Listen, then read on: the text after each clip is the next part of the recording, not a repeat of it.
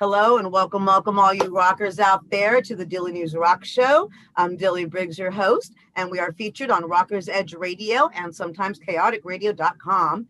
And today we are welcoming heavy-hitting, hard American rocking Sergio Michel. How are you doing today?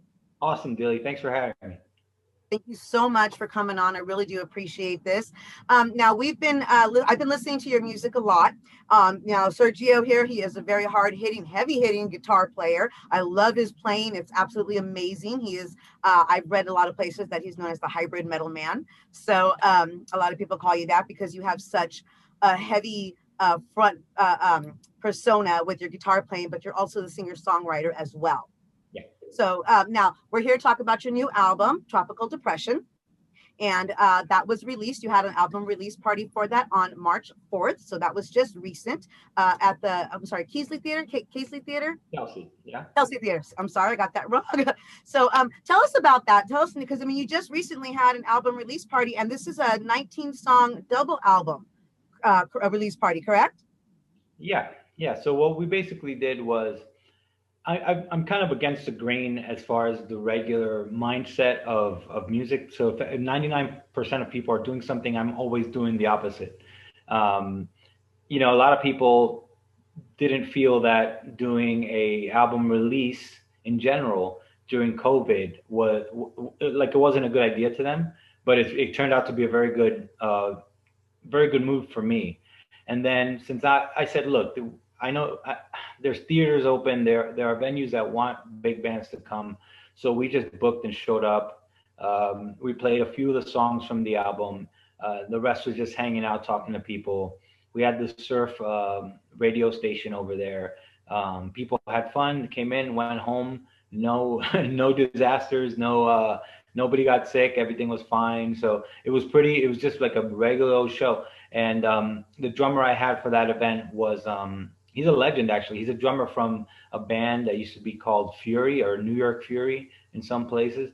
And he came out of retirement just to play this show. He's like, show? Great, I'm there. Nice. So yeah, that's what we basically did. So I just cut against the grain because since the beginning, since before I even became a professional, even I knew how to play guitar, figured out what I wanted to do in the industry. And everything I do works towards that end goal, which I've accomplished in many ways already, but it's just expanding and growing into new levels and tiers of it. So, something like, let's say a shutdown or popular belief doesn't deter me from what I want to do. As long as I'm not hurting anyone else or doing anything bad, I think everything's open season to get a little more creative and think out of the box. So yeah, it went pretty well. No, I mean, and that's great because, I mean, yeah, right now, I mean, in the pandemic, of course, there's a lot of things that are really changed. There's a lot of different, restrictions and things like that. But of course, they're not going to let you have a release party, without some of the restrictions. I know that they did do it safely and you guys had to do restriction and, of course, limited ability so that you could do the social spacing and everything like that. But it is true that at the same time that, some people need that release. People need to have something to be able to look forward to, and as long as you're safe about going, doing it and going about it, it's something good, not just for you but for the general public as well, because people also need to have that, and it's hope for them too, to be able to get out and have that a little bit of normalcy, as best as possible. So I think that's fantastic. So it was recently that you have the release party. Now this is your second one, but can you tell me, why a 19-song double album? Was just, you had a lot of inspiration on this going into it. You have a lot of certain meanings to this particular album. Like there seems to be a certain genre to it. Yeah. Can you tell us like a little bit of the process of it, like your thought process and your writing of it, your feel for this? Okay, so with Tropical Depression on paper was supposed to come out 5 years ago, right? Oh, so, okay. Yeah, so what happened with me is, life happens and things happen. And what's funny is before I completed this album, I put out 3 other releases, an EP named Cry Out, a single named Hey Eyes, and an EP named Uplifting Depressing Music, which are re-records of previously existing solo material, right? So, but somehow I was working on this album. And what happened with the album was, production-wise, I would track certain things, and I was working on the drums, and I did the drums myself with I used D drums or V drums, triggered drums, and I'm like, you know what? I know how to play the drums, but a musician would understand this. I know how to play the drums, but I'm not a drummer. So I'm like, you know what? This needs a real organic drummer's touch. So once I was here in Florida, my pal that works with Jason Newstead in the Chop House band, and then Wood and Steel, his counterpart is Rob Tucker, and he lives, stone's throw away from here. And I said, hey Rob, you want to take a look at my songs and see if you want to lay down some tunes, some of the drums on these tunes? He said, yeah, sure. So we went over to this nice studio here in Florida called Echo Beach. It took us about 2 days worth of work to get his drums done, and then I mixed and mastered the songs because, like I said, everything, the vocals, the bass, the guitars, the solos, the fills, the keyboards, everything I already did, and so I already had an idea of where I wanted to go. So I was just like, let me lay down these drums, let me lay down these drums. So once I EQ'd the drums, I mastered the whole thing, and I went counterintuitive in the mastering. I usually mix and master like Mutt Lang style. It's kind of almost like Def Leppard. It sounds very nice, but it's low volume. This time I said, you know what? I'm gonna go against because I'm gonna go against my mastering expertise, and I'm gonna mix this like a pop record. So it's almost like a Britney Spears record where everything is in your face. So we started with the rock recording, and I mastered it so that it's a big, because when you if you have a subwoofer and you turn this album up, it's like it's all around you. It sounds really big. I'm very happy with the result, and that's because I went against my better instinct. I just said, you know what, I'm gonna forget the art for now. This is science. Let me just push everything up, and it worked.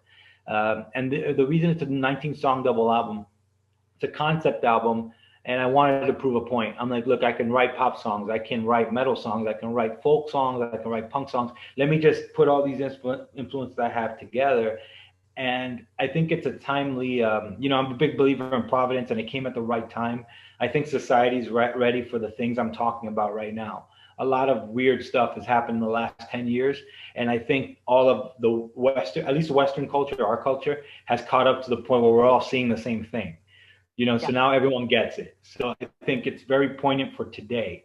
And I think, like, if I would have gotten my way and just, hammered out the drums and put it out 5 years ago, would have missed the point totally. I wouldn't even have the lyrics that I have now, because these are life experiences. I lived in LA proper for 4 years. I was headlining everywhere on the Sunset Strip, the Whiskey, the Rainbow, the Viper Room, the Canyon, all those places. And I got a lot of life experience in California that I wouldn't have had before when I started the writing process, because I lived in New York and Florida here and there, bouncing back and forth. But once I lived in like LA and Hollywood, and did the rock star thing, I'm like, man, I got to write about this. This is bizarre. So it all worked out. It happened at the right time. So No, and that's awesome. I think it's great because I've been listening. Like I have a surround sound system, and I will put the music on in the background when I'm, doing other stuff, even so that I can continually listen to the upcoming music that I'm going to be talking about. So I mean, because I will get into the music that, so I know what I'm talking about. But I really loved it, and everything that you had in it. The whole compilation is fantastic. I absolutely love the sound of it. So it gives nice exposure. It gives you that extra exposure, when you're able to talk to different people about it, because then you get that different exposure.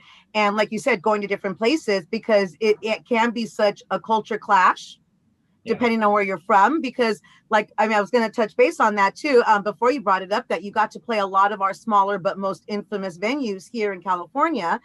yeah, Like you said, the Whiskey Go Go, Rainbow Bar and Grill, the Viper Room, and all of those down the little places there on the Sunset Strip, Troubadour, all of those places. I mean, they're small little venues, but they're extremely infamous for launching musicians and the people that have played there and still come and play there. And all of us that go gather to watch bands still play there, because I was at a lot of those venues before shutdown. That's where I would also, I mean, not just Orange County, but LA County too, yeah, because it gives you such a vast variety of musicians that we can be exposed to so many different genres, and I love that about it. And I love that about your music. I thought it was fantastic. And that you got to actually come out and play all these different venues out here, not just your venue. So you take that influence with you. And I love that you were able to incorporate that into your music, and you can tell.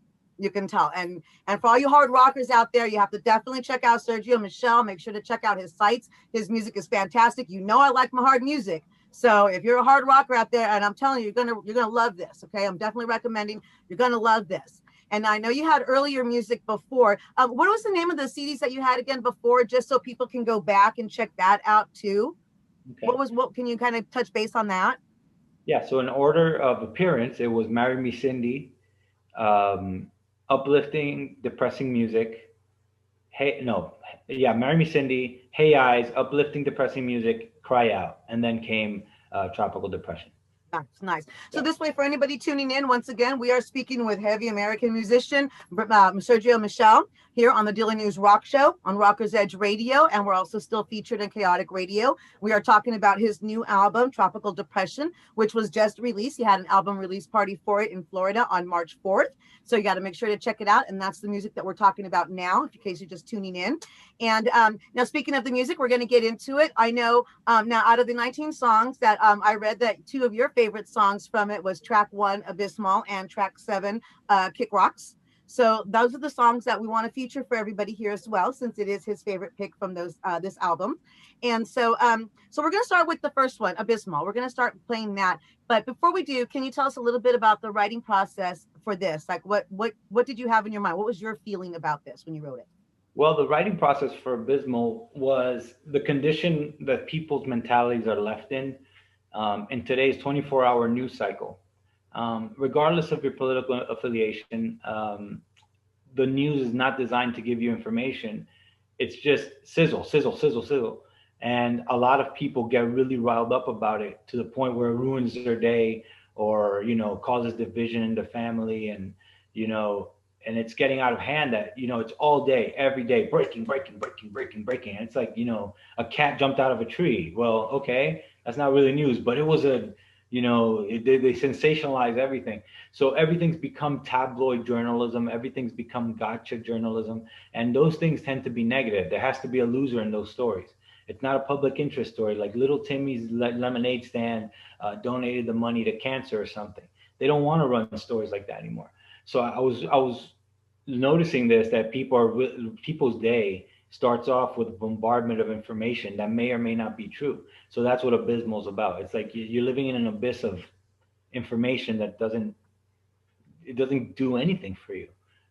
So that's where the writing, where my angle came from for that song. and Oh, and then I okay. like it because it sounds like Johnny Lydon does Dio era Black Sabbath. So I think it's that, for me that's funny too. I like this. I like the style that I decided to do the song in too. So I like the songs. It's like, yeah, usually artists, but me, I liked it. I'm like, yeah, I like this album. I like it. Oh, It was you fun. know what? And I felt the same way. I liked it too. I'm like, you know what? I really like this, and I can understand why they kind of your couple of your favorite tracks. I really like this as well. So once again, if you're just tuning in, ladies and gentlemen, we're going to be listening to Abysmal, first track from Tropical Depression from Sergio Michel, and you're listening to it on Daily News Rock Show on Rockers Edge Radio.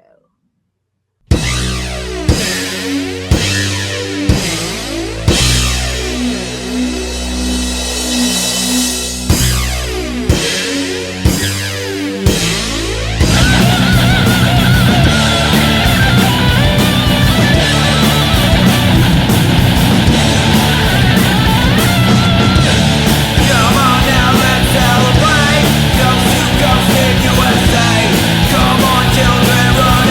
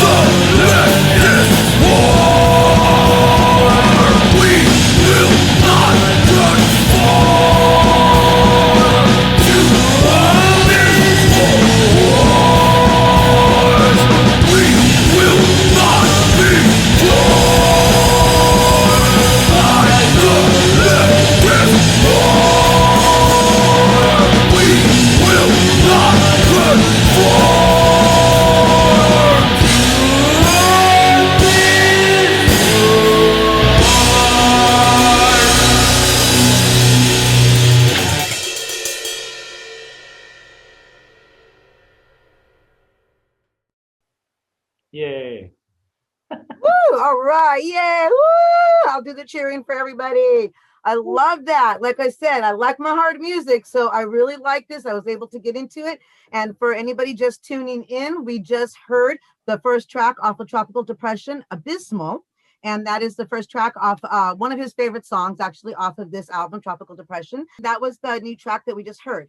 Now, for the writing process for the next one, the second one is Kick Rocks. We're going to play that one in a little bit as well. Actually, before we get into that, let's get into like the artwork that you have. There's a little bit of interesting information on the cover that you have. It shows a beautiful woman in the on the cover, and it looks like she is in total disarray with everything flying around her. And it's a really interesting cover. Can you tell me a little bit about that and your collaboration with who helped you with that?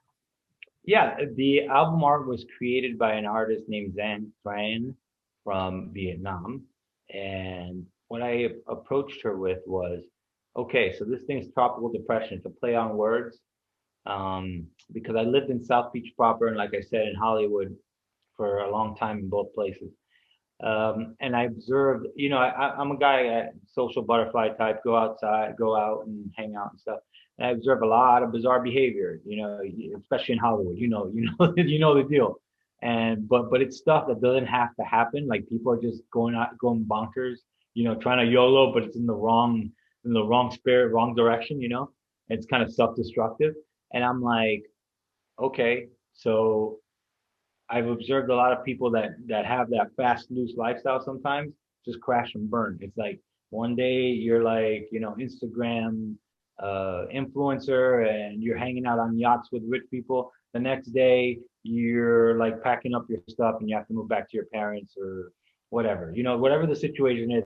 So basically, tropical depression as an overarching idea is a concept art about how people are or societies become so frivolous in promoting the positive, but it's a thin veneer because sometimes people's lives are falling apart. It's almost like a hurricane comes.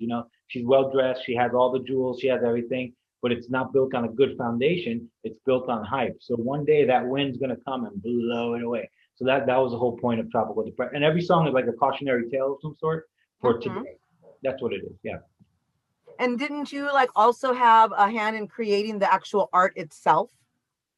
Yeah, yeah. So I actually stenciled out the design of it, and then I had the artist do their great work at making it.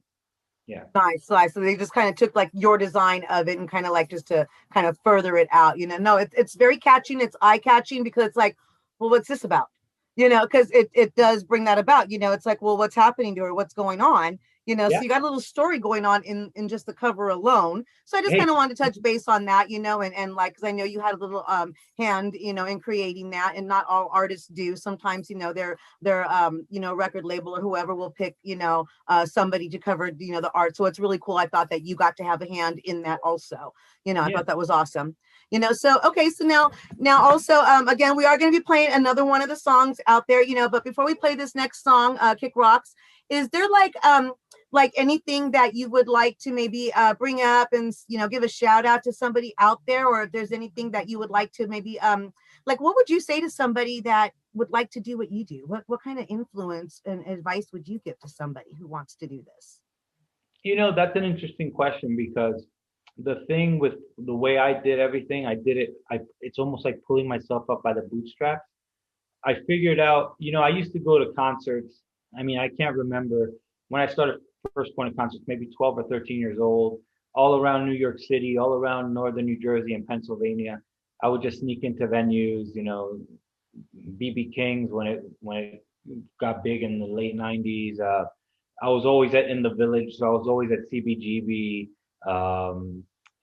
Kenny's Castaways, all those little iconic hole in the walls, and Stingrays in New Jersey, and all these other like big venues, even like PNC, where Metallica and those guys would play.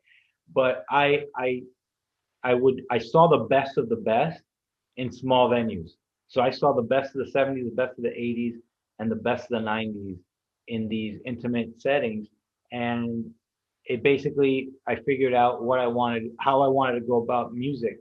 So I knew that the cautionary tale of every band I knew, it was drugs, alcohol, women, bad business decisions. Like they would, fight over a girl, or one would get too sick to go continue, or it was a bad business decision, wrong time with the label. And then I was fortunate enough to meet a lot of these little pop-up early 2000 what would you call them? Like label moguls, Oh, right? okay. Like, I know what you're yeah, talking like about. people that work for Universal or work for Paramount or work for like big companies, but they bought into, I guess, I don't know if they were like VPs or if they, whatever it is, they had access to like Warner Brothers. Like these were big players, but I wound up meeting these people early on, and I started figuring out I don't need the you don't need a record label.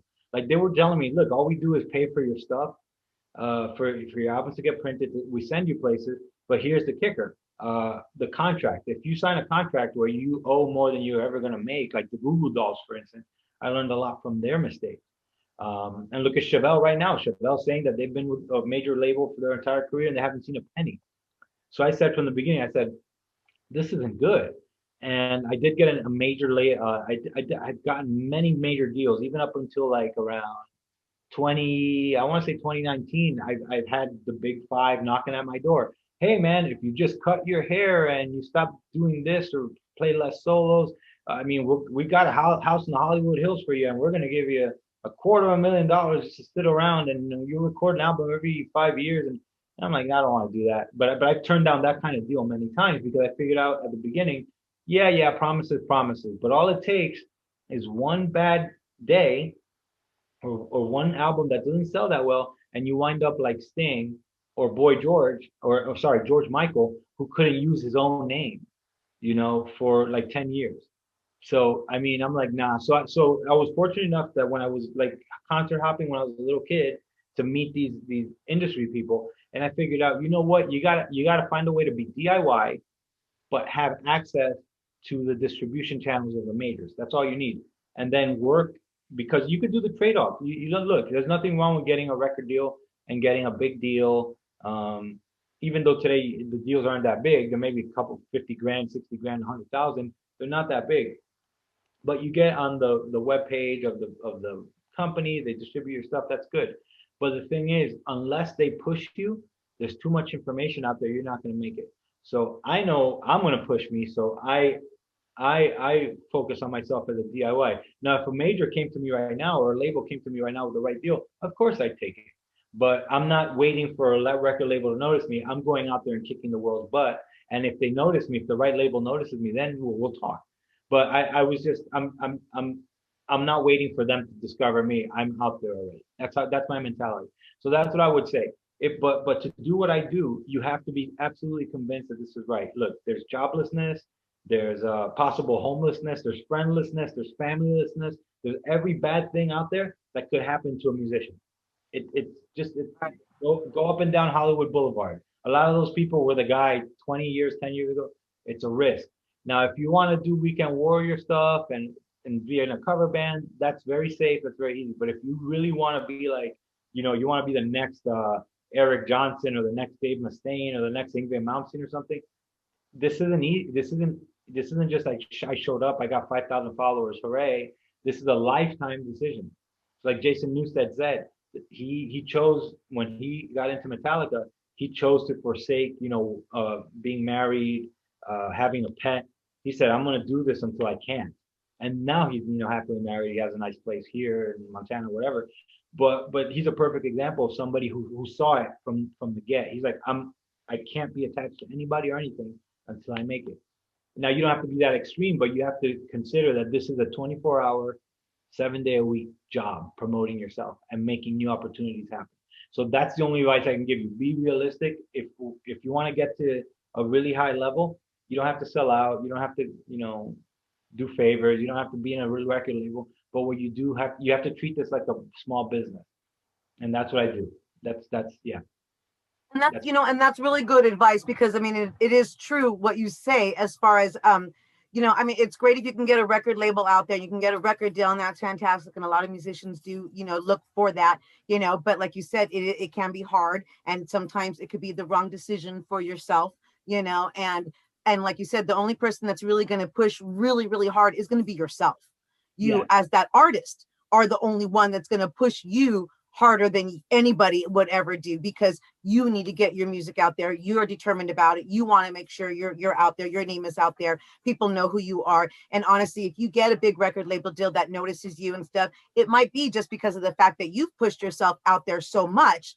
They have no choice but to go, oh wow, who's this guy? He's all Yeah. over the place. Everybody's talking about him, or he's getting all these interviews, or he's, whatever it is, his live streams are going crazy. It's because you've pushed yourself so much that they will take notice, Yeah. and again, even if they don't, you're already on that right path to get yourself out there, and again, you have the great publicist. Shout out to Raquel Figlo, his publicist, who set this up for us.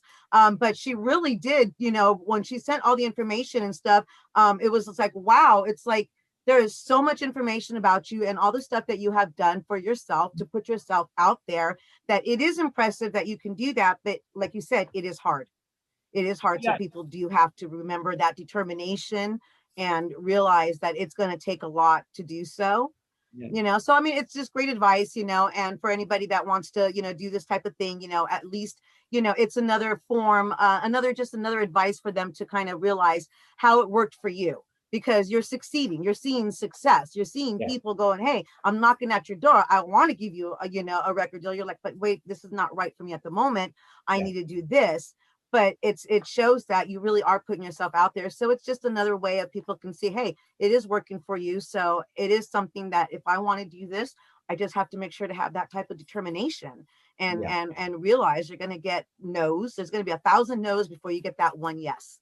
But like you said, that one yes can really open doors for you. And I really hope that, people out there, anybody listening to Rockers Edge Radio and the Daily News Rock Show, you really do check his music out. Once again, we are talking with Sergio Michel, and we are talking about his new album, Tropical Depression, which dropped on, I'm not sure exactly, album release party was March 4th. Did it also release worldwide everywhere on March 4th?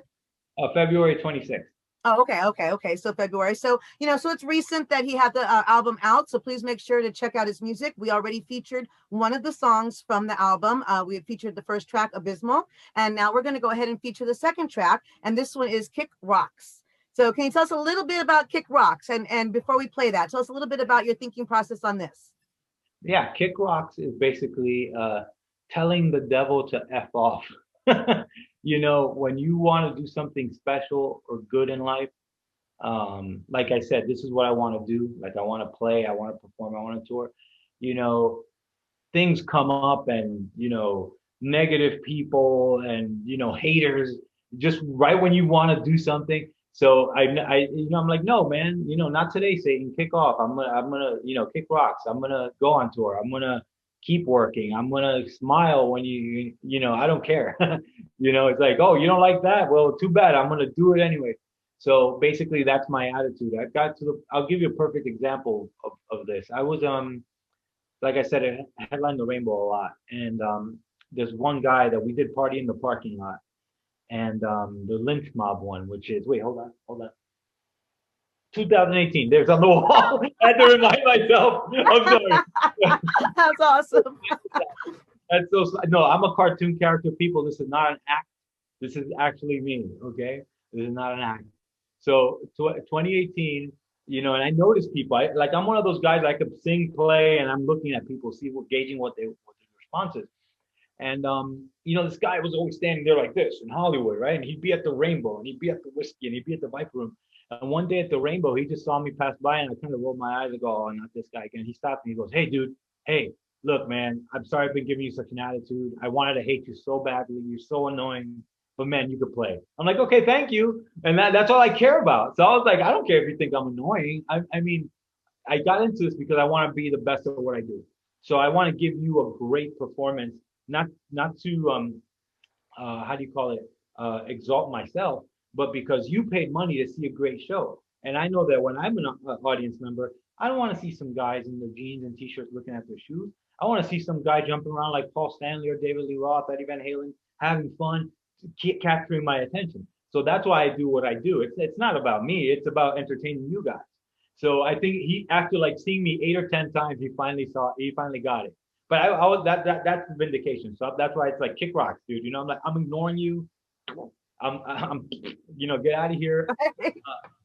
And then but eventually people but it found shows that's where but it shows that's where music still brings people together.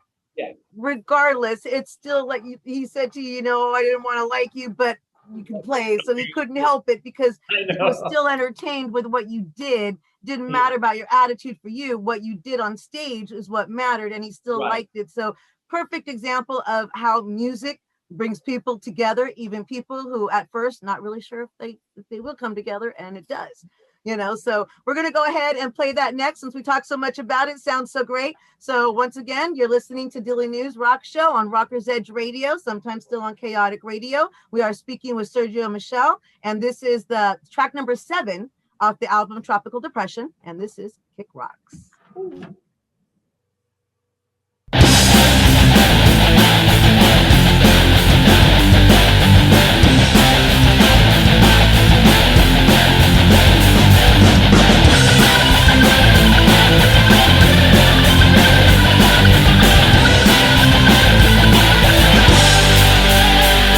You can go to hell, for all I care. A better fire waits for you there. Once majestic, now so twisted. Third like you because they listen to your lies. Now forever die. Eternal fire drives your prize. No release from chains of black. Ropes in shackles, there's no going back. Your betrayal made it home. Kick rocks. Kick rocks. Kick rocks. Kick rocks. You will run in shame, no glory there. The guard of broken kingdom of the air. Those who pass will stay. Is this the one who brought sin and decay? Ruined so many lives. On your head is all those who have died. All have passed away. Those who follow you, your twisted gain. Now the judgment due. Time to pay for eons of abuse. Used to walk the cold. Now the flames will flame their empty soul. Time for justice to collect. Kick rocks. Kick rocks. Kick rocks. Kick rocks. Kick rocks.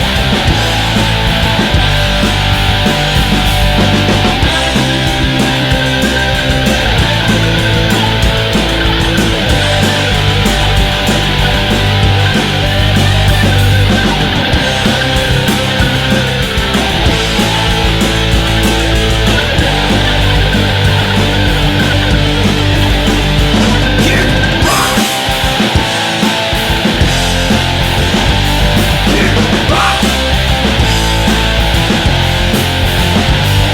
Kick rocks. Kick rocks.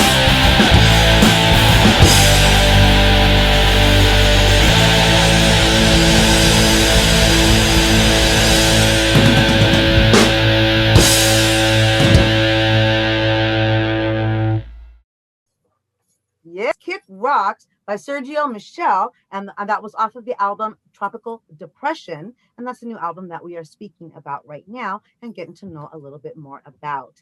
So thank you so much for coming on the Dylan News Rock Show on Rockers Edge Radio so that we can tell our listeners more about you, let them know more about your music. We are definitely, this is only 2 songs that we featured, but we do have all of the whole EPK pack, so we are going to feature your music on Rockers Edge Radio. They'll play it in regular music rotation, so you can always make sure to just tuck back and listen to his music, you know, here on our station.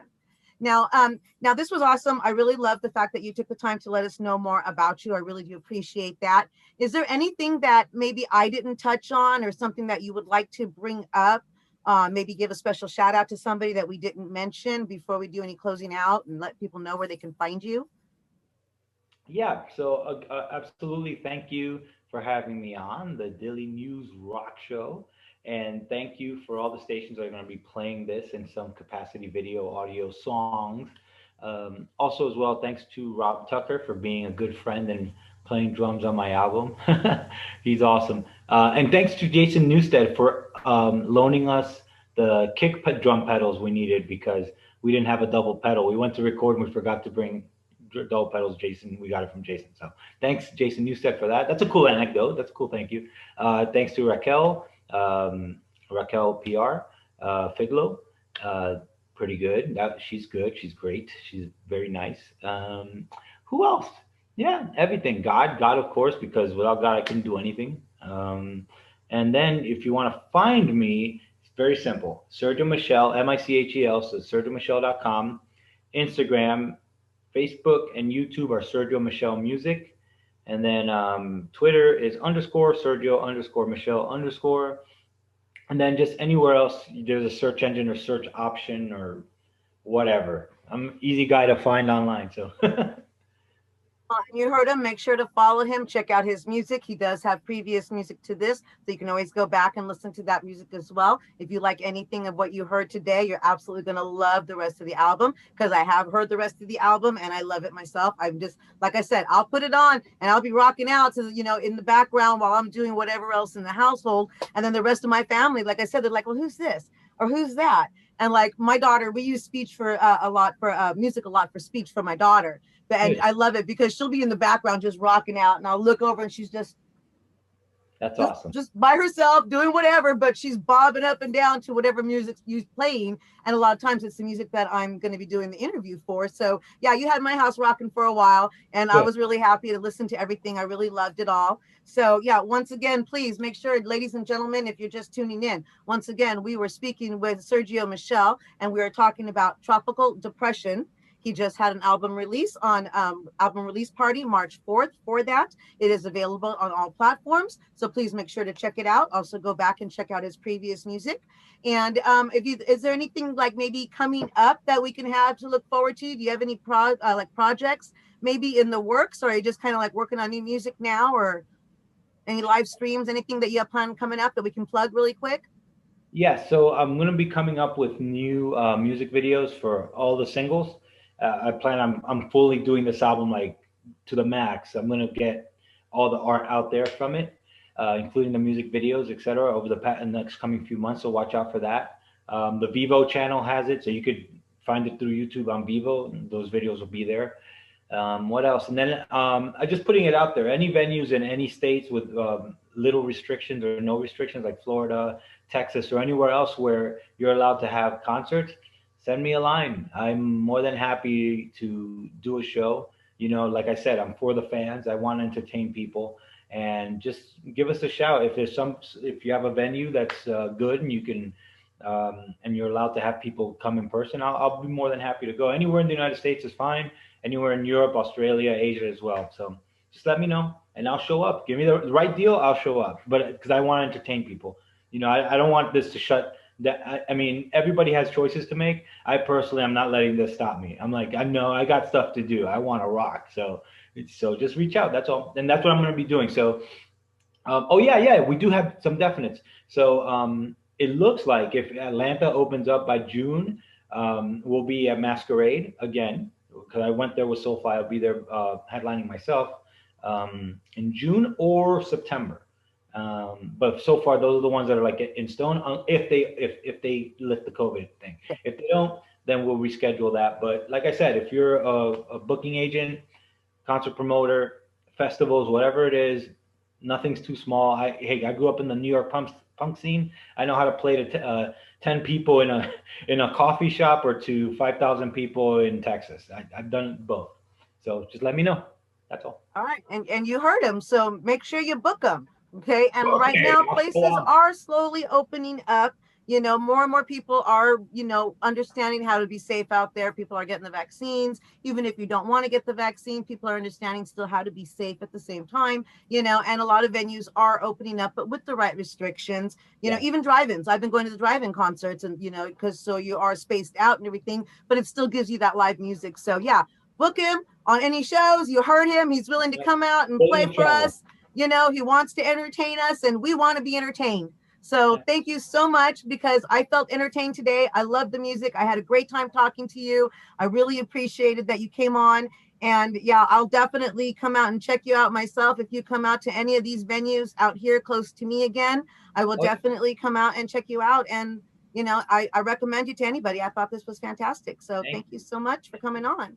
Yeah, yeah. Once the craziness is lifted, expect to see me in Hollywood again.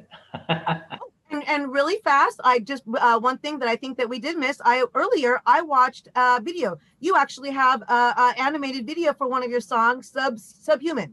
Subhuman, yeah. Yes, so you can actually go to YouTube for the song Subhuman and check out his animated video, because he does have an animated video up from one of these songs already that we just accidentally didn't touch base on. So we're touching base on it now, so you can go check that out too. Go see Subhuman. That's On right. Vivo too. Oh, awesome. All right, well, thank you so much for tuning in to the Dula News Rock Show, and don't forget, come back for more. Bye, Diddley. Yeah.